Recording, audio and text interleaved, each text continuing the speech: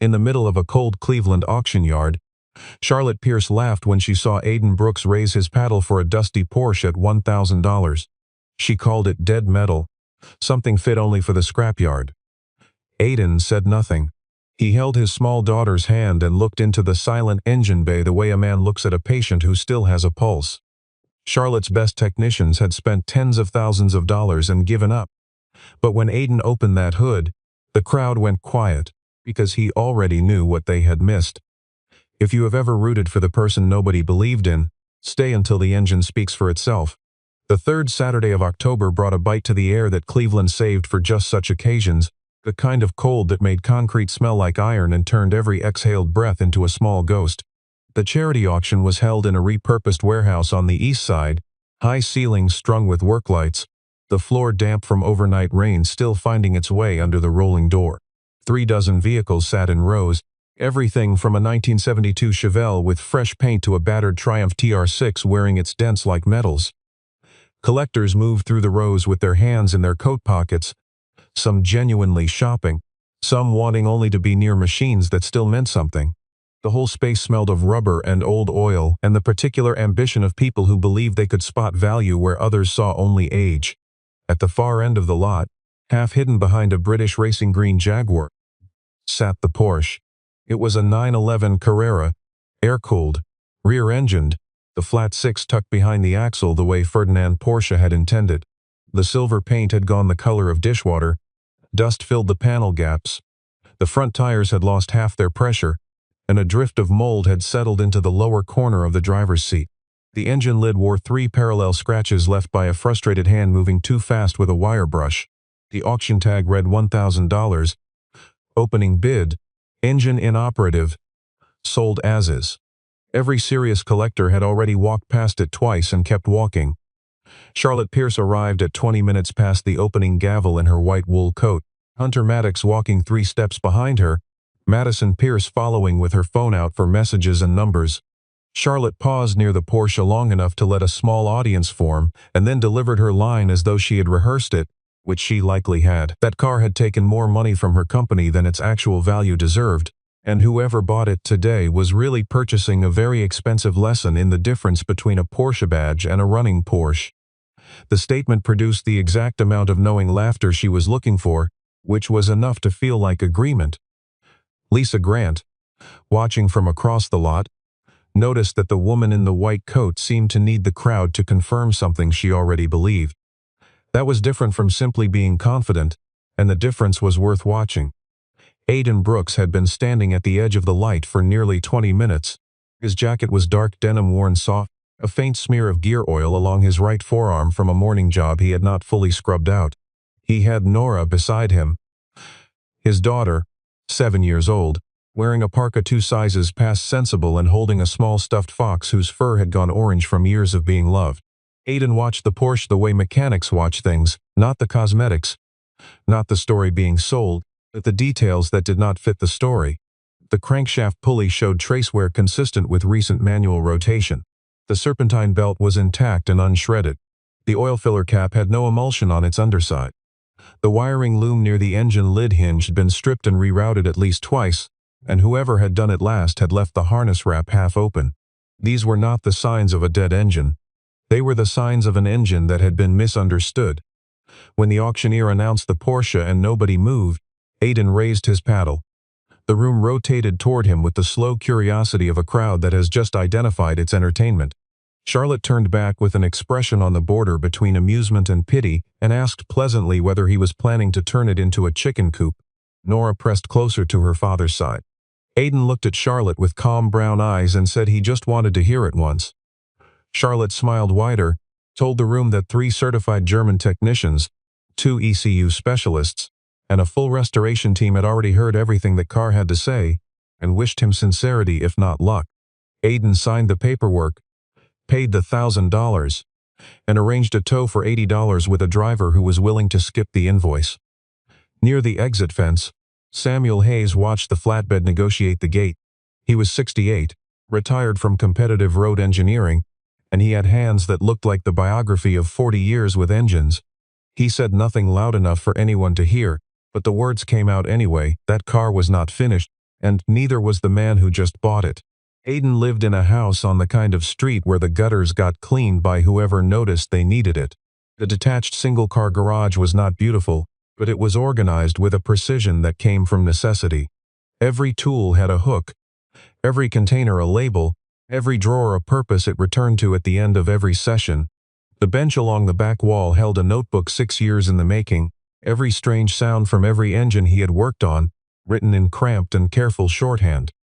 He had been one of the better diagnostic technicians in a regional racing circuit during his late 20s, not famous, but known in the shops and paddocks where results mattered more than brochures.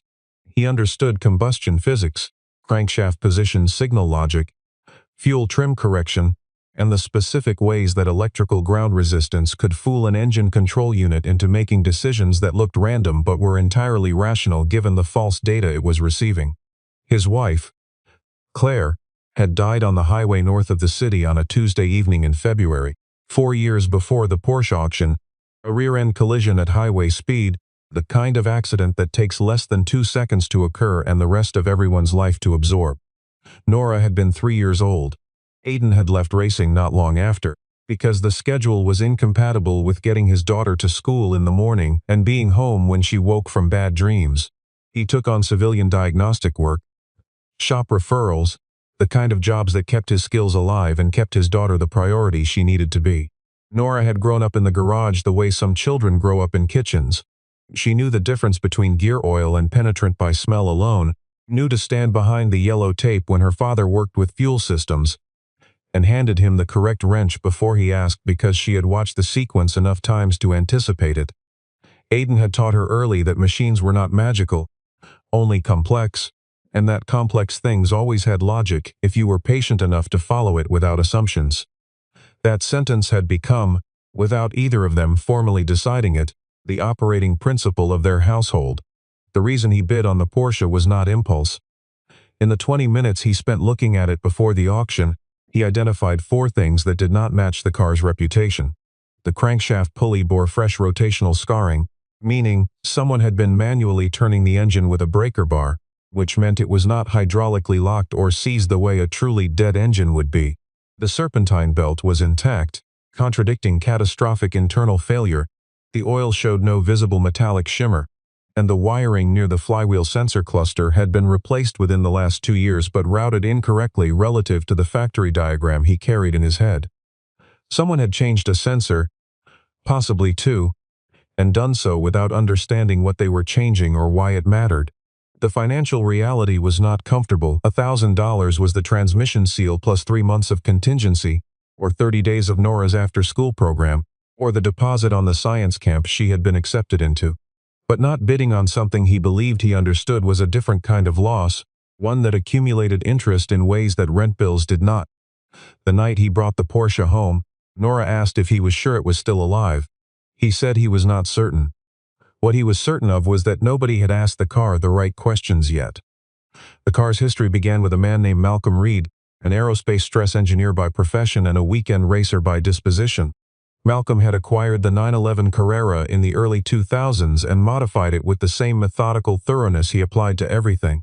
He rebuilt the gearbox internals with heavier-duty synchronizer rings, added an auxiliary engine oil cooler, replaced the production ignition system with one he had tuned to his own timing preferences, and rerouted several electrical grounds to eliminate the interference patterns that showed up in his data acquisition. He documented everything in a small black notebook he kept in the car's map pocket, written in pencil in an engineer's shorthand that assumed the reader shared his mental model. Malcolm Reed died of a cardiac event 3 years before the auction. His nephew sold the car to Pierce Performance Imports, and Charlotte had seen an opportunity. A modified 911 with a track history was exactly the kind of story her company could build a restoration project around. Hunter Maddox was experienced, credentialed, and confident in his process. He connected a factory-level scan tool, found cascading faults in the crankshaft position sensor circuit, referenced sensor signal, and fuel system pressure regulation, and began replacing components. He replaced the crankshaft position sensor, the reference sensor, the fuel pump, the pressure regulator, the coil pack, the spark plugs, and a relay in the DME box. Then he replaced the ECU itself. Each replacement generated a slightly different combination of fault codes, which Hunter interpreted as evidence of cascading damage. What he did not consider was that the car had been systematically modified in ways that made his factory repair procedures actively counterproductive. When his technicians re-gapped the reference sensor, they used factory specification, correct for a stock engine but wrong for the custom flywheel clearance Malcolm had machined. When the ECU was replaced, it lost Malcolm's accumulated adaptive corrections and began trying to manage a non-stock engine with stock baseline maps. Charlotte's investment crossed $40,000 before she authorized Hunter to stop. She was not primarily angry about the money. She was angry about the narrative. Pierce Performance Imports had built its reputation on doing what other shops could not do, and the decision to put the car in the charity auction was a controlled disposal, get rid of it publicly, frame it as a write-off, surround it with enough bravado that nobody questioned whether the failure was the car's or the company's.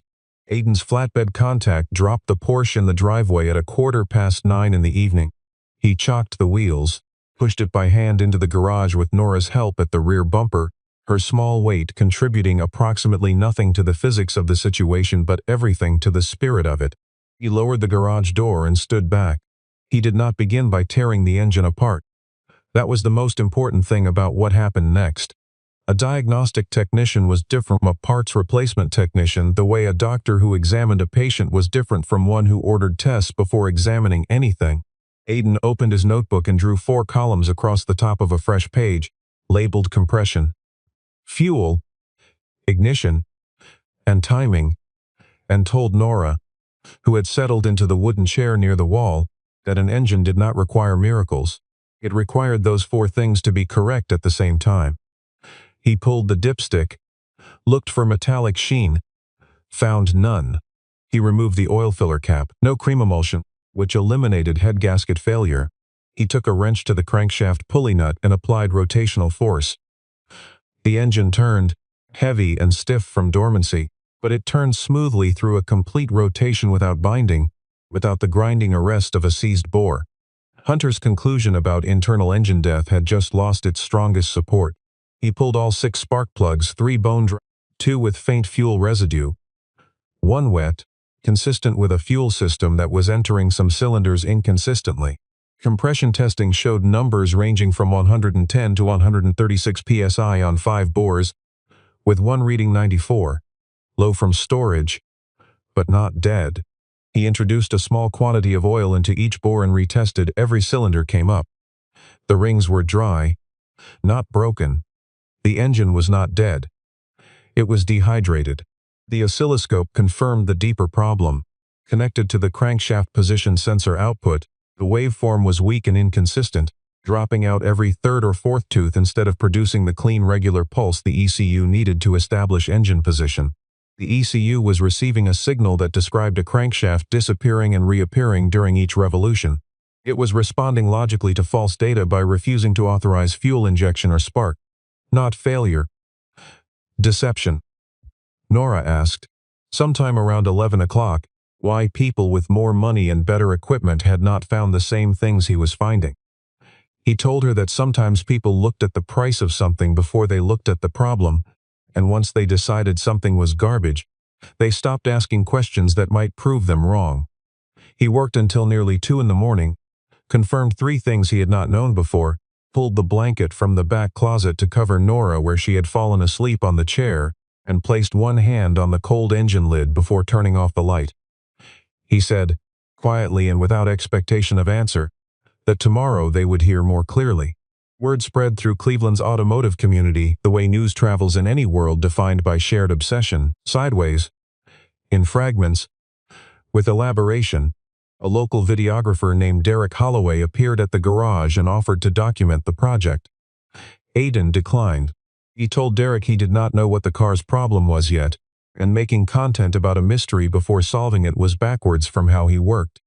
At Pierce Performance Imports, Charlotte received a report that Aiden had been seen with a test light and an oscilloscope. She found this mildly amusing. Hunter reviewed the same report and said an oscilloscope only confirmed sensor failures he had already documented. Madison sent Charlotte a message suggesting they stop drawing public attention to the situation. Charlotte said she was not drawing attention to it. She was allowing it to run its natural course, which was a Porsche that had defeated a professional team and would shortly defeat a garage mechanic without factory-level tooling. Aiden found the main engine ground strap on the morning of the third day.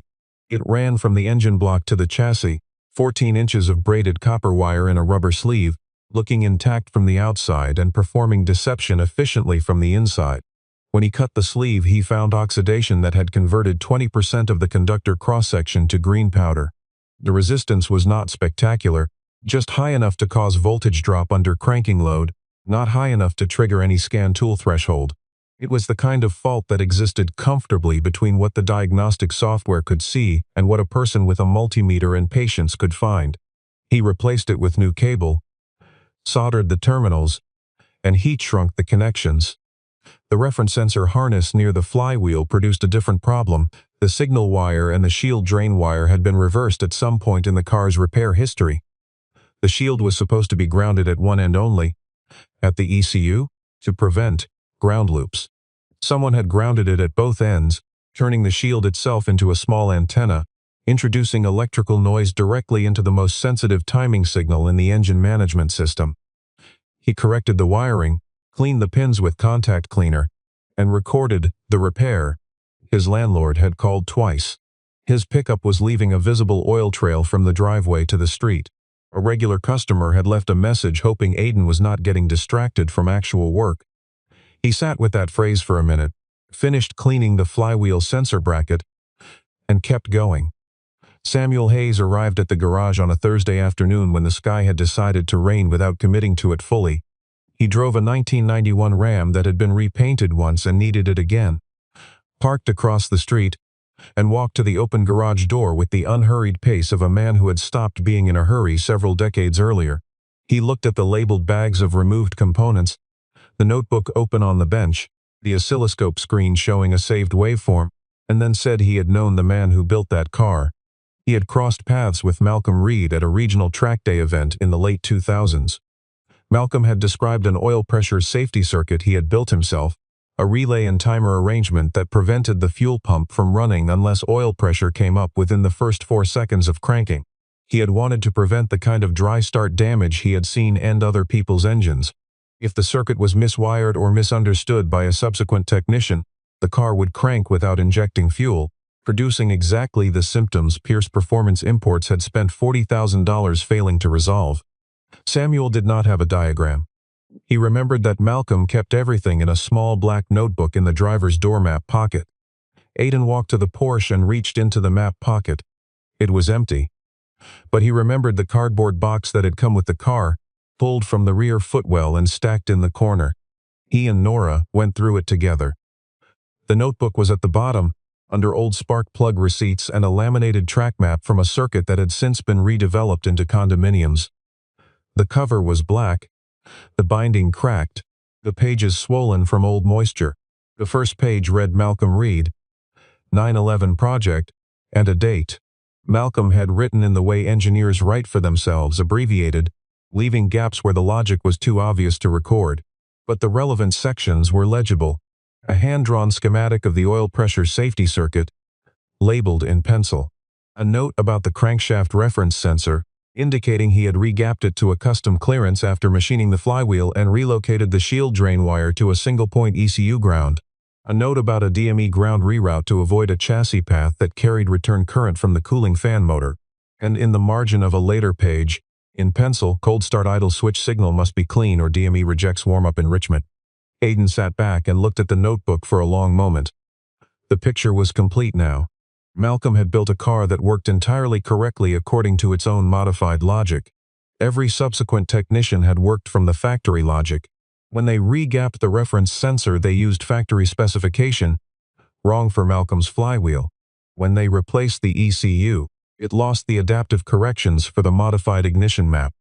When someone worked on the ground system, they inadvertently restored the factory ground path Malcolm had specifically removed. Each repair had unpicked one thread of Malcolm's careful work without understanding the work was intentional. The car had not failed because it was beyond repair. It had failed because it was being answered in a language it was not speaking. Nora picked up the notebook and turned it carefully in her hands. She asked whether Malcolm had left the notes as a message for whoever came next. Aiden said no. Malcolm had left them as a record for himself, the way careful people always did. But for anyone patient enough to find them, they were the same thing. On Friday evening, Aiden judged the preparation complete enough for a first attempt. He had corrected the ground strap, readdressed the reference sensor gap to Malcolm's specified clearance, rerouted the shield drain wire to the ECU single-point ground, temporarily bypassed the oil pressure safety circuit, replaced 2 deteriorated fuel lines, cleaned 4 of the 6 injectors with a borrowed ultrasonic cleaner, and confirmed oil pressure build by cranking with the injector fuses pulled. The garage door was open 12 inches. A dry powder extinguisher stood against the rear tire. Samuel was present outside the perimeter, saying nothing. Nora stood behind her tape line with Rusty held against her chest and both eyes open.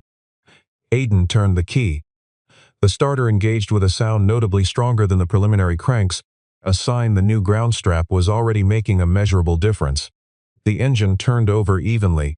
Then a single ignition event fired, a sharp mechanical sound, short and conclusive, and the engine quit.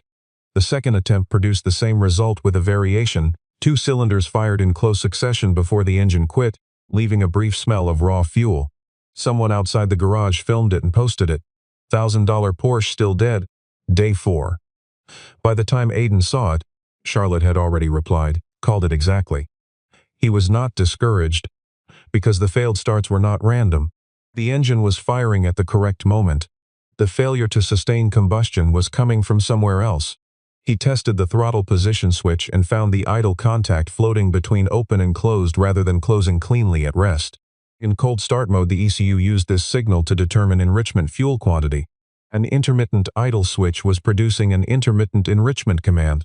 He replaced it with a new unit from the parts drawer and confirmed clean closure on the scope.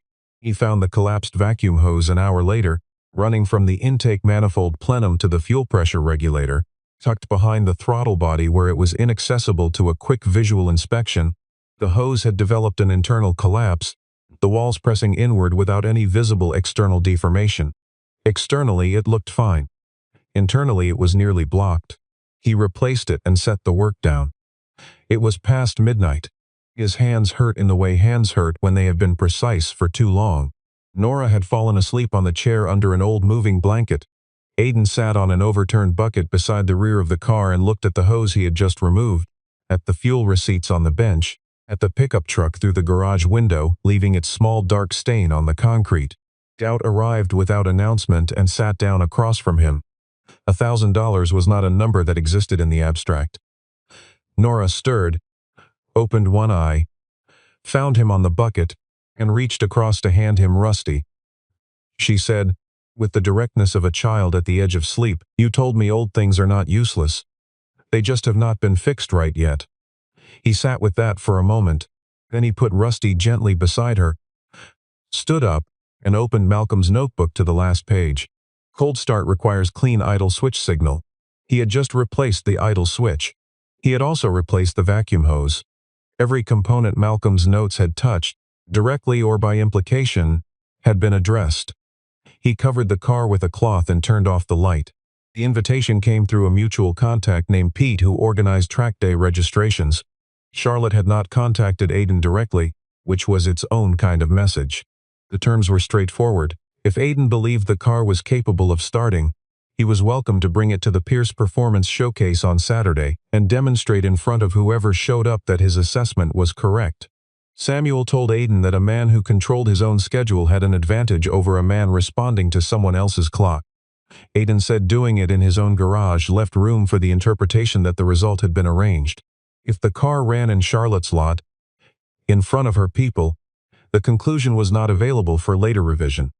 He accepted with 3 conditions: no one from Pierce would touch the vehicle before the attempt, the existing repair documentation would be made available for review if the attempt succeeded, and Nora would accompany him without anyone directing cameras or commentary toward her.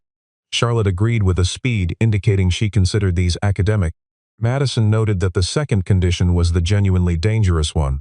Charlotte had nodded and moved on.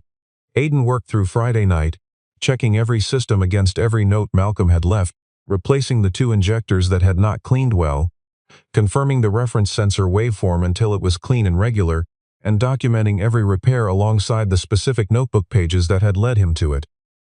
Nora asked to come. He said yes, and told her that whatever happened, the value of what they had done in the garage would not change depending on how it went in front of other people. The Pierce performance lot held between 80 and 90 people by the time Aiden had the Porsche unloaded. The new vehicles at the showcase gleamed under the afternoon light, clean and undefeated. The Porsche sat among them like a sentence that did not belong to the same paragraph, dull silver, scraped along the engine lid, still carrying Malcolm Reed's miles and modifications and the accumulated failures of every technician who had worked from wrong assumptions. Aiden positioned the car near the far corner, set the extinguisher at the left rear wheel, pulled the chocks from his bag, and did all of it without showmanship, the way a person does a procedure they have thought about carefully. In sequence, without waste. Charlotte opened with prepared remarks. She said Pierce Performance Imports was committed to transparency and welcomed the opportunity to demonstrate that its engineering assessments were based on extensive and documented analysis. She noted that the vehicle had received a complete diagnostic workup by certified technicians over several months. She said, with a smile that was practiced but not dishonest, that sometimes passion could not substitute for process. Nora stood beside Samuel holding Rusty and looking at the concrete. Aiden stood near the driver's door and listened without expression. Hunter Maddox was positioned near the service bay entrance with his arms crossed, confident in the narrative he had constructed on the drive-in, which held that Aiden's few days of work could not have addressed the fundamental issues. The narrative was coherent. He believed it. But there was something in the way Aiden had arranged the extinguisher and the chocks, something in the precision of it, that had introduced a small uncomfortable frequency into his morning. Aiden spoke for 90 seconds. He said a combustion engine needed 4 things correctly aligned: compression, fuel, ignition, and timing. He said this engine had all 4, but each one had been partially disrupted by factors that had accumulated across multiple repair attempts, each working from incomplete information about the car's non-stock configuration. He described the corroded ground strap, the reversed shield drain wire, the oil pressure safety relay, and what happened when it was misunderstood, the collapsed vacuum hose, and the intermittent idle switch. He said the car had not failed because it was beyond repair. It had failed because nobody had started from the beginning. Charlotte asked, in a light tone designed to carry the crowd, whether the car would actually run now. Aiden looked at her without animosity and said it would tell the truth more clearly than either of them. He sat in the driver's seat. The interior was aged, cracked dash leather, a steering wheel worn smooth along the grip arc where Malcolm's hands had spent their hours, a faint smell of old upholstery and dried fuel residue. He confirmed the oil pressure gauge reading, found Nora's face in the mirror, still and serious, and turned the key. The starter engaged with a sound that was notably strong. On the 5th rotation there was a single combustion event, a sharp mechanical sound that bounced off the dealership wall and came back changed. Then silence. The crowd moved. Charlotte's expression shifted from composed amusement to something that had not yet resolved. Hunter uncrossed his arms. Aiden did not try again immediately. He sat with the key off and listened to the fuel pump cycle and watched the oil pressure gauge, reading the car the way he had been reading it for 5 days. He got out, went to the engine lid, made one small adjustment to the idle air bypass screw, confirmed the throttle position switch was resting cleanly at idle contact, and checked the fuel rail pressure hold at the Schrader fitting. He got back in. He turned the key. The starter engaged. 2 rotations. The engine fired on 3 cylinders at rotation 6, staggered onto a 4th, and then the flat 6 opened fully, all 6 cylinders contributing. A sound that was rough and cold and exactly what 40-year-old air-cooled machinery sounded like in its first moments of returned life. It ran unevenly for 3 seconds, the idle hunting as the engine control unit worked to establish its corrections, before settling into a lumpy but sustained idle somewhere around 900 RPM. Thin white smoke appeared at the engine lid seam, water vapor burning off surfaces that had not been warm in years. The engine was cold and honest and alive. The lot went quiet in the way places go quiet when something real has happened and nobody is certain what to do with it. Hunter walked forward 3 steps and stopped. Madison turned and looked directly at Charlotte. Samuel's expression did not change, but the quality of his stillness changed entirely, becoming the stillness of a man who has received a confirmation he already believed he deserved. Nora did not cheer.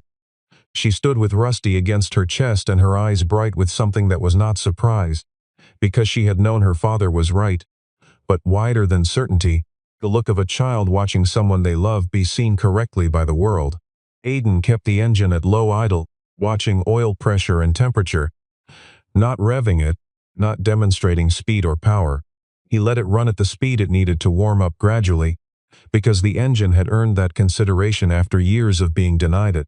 He shut it down at 2 minutes and 40 seconds when the idle had stabilized cleanly, because there was nothing left to prove. He stepped out of the car. A man in the crowd asked what he would take for it.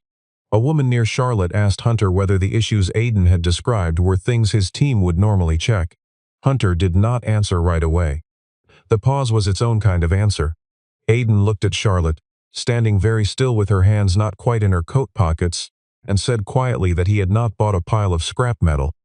He had bought a question that no one had been patient enough to answer. The next hour was uncomfortable for Pierce Performance Imports in ways that compound. The crowd that had come to watch a failure had instead witnessed a competence demonstration, and competence demonstrations invite comparison. 3 separate people asked Hunter versions of the same question about why the faults had not been found earlier.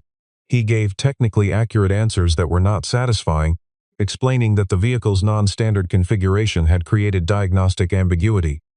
The explanation was legitimate. But it raised a further question that nobody asked aloud, and everyone was thinking, why had a dealership specializing in high-performance European vehicles not identified the non-standard configuration before beginning a $40,000 repair process?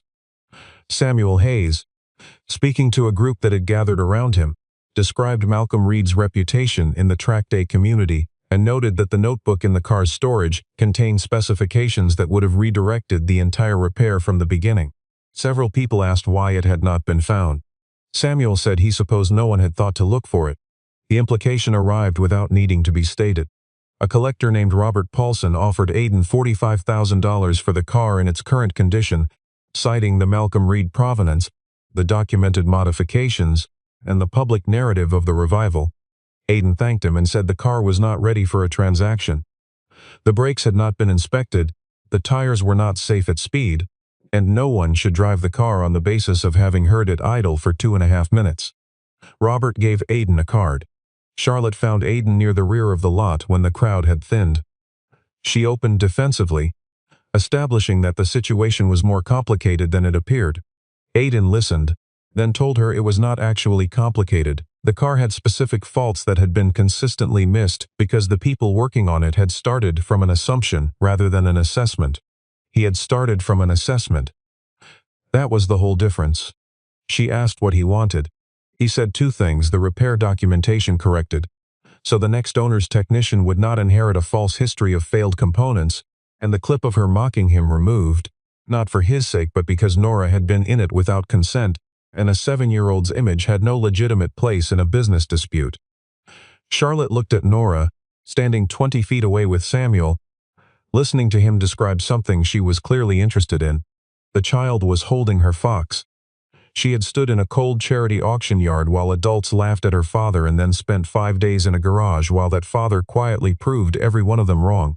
Charlotte felt something she recognized as shame, not the generalized social embarrassment of a bad business decision, but the specific discomfort of recognizing she had been unkind. The clip was removed within the hour. The documentation correction took 3 days because Hunter needed to review and annotate it with the information from Malcolm's notebook, a process he undertook with a thoroughness that Aiden, reviewing the corrected records, recognized as genuine.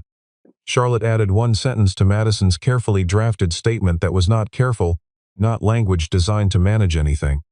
She said they had called a car scrap and been wrong, and they had called the man who corrected them a fool and been more wrong.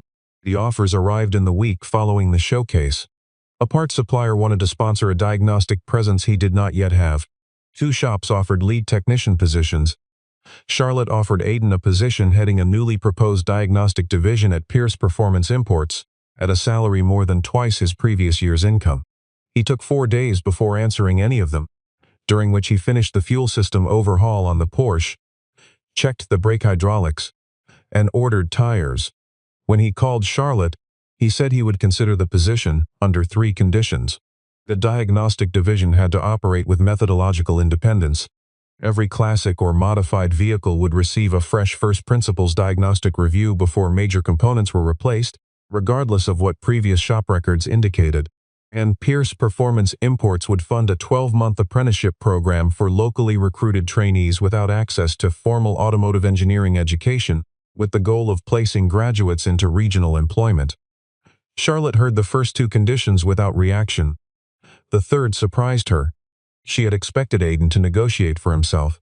Instead, he was negotiating for people like himself, skilled in garages and not in institutions, competent by practice and accumulated understanding, but without credentials to display or doors to knock on. Hunter Maddox came to the garage one Tuesday afternoon carrying a small ratchet wrench Aiden had left behind on the dealership lot. He set it on the bench, said he had wanted to return it in person, and then stood in the way of someone who has decided to say what he prepared. He told Aiden he had looked at the repair notes and understood the process was sound. He had made the error that experienced technicians make, trusting the previous conclusion more than his own hands, not starting from the beginning because someone before him had described the end. He was not asking for anything. He was just saying it. Aiden told him that everyone missed something eventually. The question was whether, after you missed it, you did something with the information. Hunter picked up his keys and left. It was a short exchange, honest in the specific way of exchanges between people who respect each other's work, even when the rest of the relationship is complicated. Charlotte came to the garage 2 days after that. Alone, without Madison, in a canvas jacket with her hands in her pockets. She asked to speak with Nora, if that was acceptable. Aiden gestured toward the back where Nora was sitting with a crayon drawing of what appeared to be an engine cross-section. Charlotte crouched to Nora's level and told her she had laughed at her father when she did not understand what he was doing, and that it had been wrong, and that she was sorry. Nora listened carefully. Then she said that her father had told her that grown-ups sometimes needed to learn things again. Charlotte said she supposed that was true. Nora said she thought Charlotte was learning. It was not forgiveness exactly, because it did not carry the weight of a transaction. It was an observation from a child who had decided to be fair. Aiden accepted the position after Charlotte agreed to all 3 conditions in writing and after Madison confirmed the apprenticeship program had a budget, a location in the dealer's back training bay, and a recruitment partnership with 2 local vocational programs. The program was given a name that was Charlotte's idea, offered without fanfare, as though she understood it was not her credit to claim the Reed program. Malcolm Reed had unknowingly started the chain of events that produced this outcome. It seemed appropriate to put his name on the thing that came from it. The Porsche was returned to drivable condition over the following 2 months. Aiden replaced the brake calipers, rebuilt the fuel system, fitted new tires, refreshed the wheel bearings, reset the suspension geometry, and tuned the engine against Malcolm's original notebook specifications rather than the factory baseline, because the engine had been built for Malcolm's parameters and deserved to be set to them. He did not repaint the car. The 3 scratches on the engine lid remained. The paint, faded to the color of old pewter, remained. These were not flaws to be corrected. They were the record of a life the car had lived. The first time he drove it properly, Nora was in the passenger seat wearing her good ear protection and watching the road with the gravity of someone experiencing something they had invested in. Aiden drove slowly, because there was nothing left to prove, and because the flat 6 behind them was producing the particular sound of machinery that has been correctly understood, warm and even and without apology. In the garage that fall, on the small whiteboard Nora had asked for and Aiden had approved, she wrote 4 words in the careful block letters of a 7-year-old who had recently decided her handwriting should be taken seriously. Listen before you judge. Aiden did not add anything to it or change it. It did not need elaboration. There are machines and there are people, and both of them reward the same quality in those who work with them, the willingness to begin without assumptions, to follow evidence instead of convenience, and to resist the temptation of the conclusion that saves the most time. There are things that are not broken. They are only waiting for someone humble enough to ask the right question first.